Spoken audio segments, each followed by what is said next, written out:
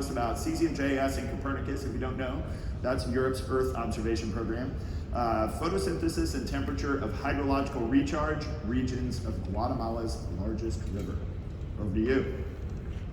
Give them a round of applause. Well, thank you. What we see here is the situation of almost all the oceans of the world. Here we can see, with using cesium, how during the rainy season we have this, during the drought season we have this situation of the plastic going into the Caribbean Sea in Guatemala. Using the cesium technology, we can see another fact that the mangrove around the river, it is already adapted and it is resistant to the contamination and to the plastic that we are throwing into the sea. Okay, so it is very important to make this type of researches. I have been there personally. Here it is another region in Guatemala. This is one of the most strategic regions in my country because this basin gives all the water to the capital city of Guatemala. What we are seeing here is that we are using cesium to detect what are the regions that are resistance to the droughts.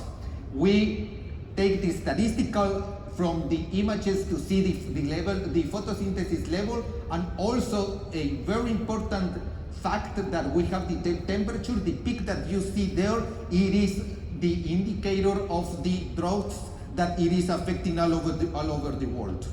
Okay, so we are using cesium again to detect these are the resistant regions where we can build a cluster for reforestation.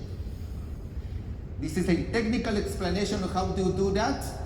We use these the satellite images as a raster in assets in CesiumJS. Then we program this using HTML and adding all the layers. The basin rivers as a GeoJSON in our servers, the labels, the delimitation of the region of interest, it is another GeoJSON in our server.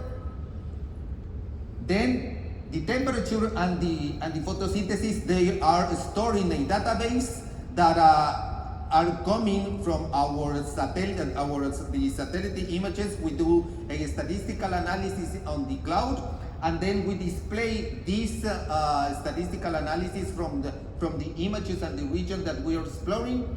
And finally, we have the region where this most important river of Guatemala is born, and we see again. Oops.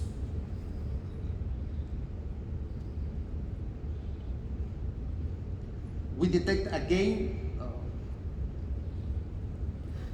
where are the resistant regions to the drought, okay?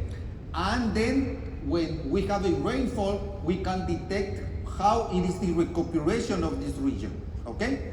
So this is a very summary of almost 3 years of work, and I hope that we give this continuous use of cesium to protect our nature. And thank you very much for to invite me and enjoy the conference.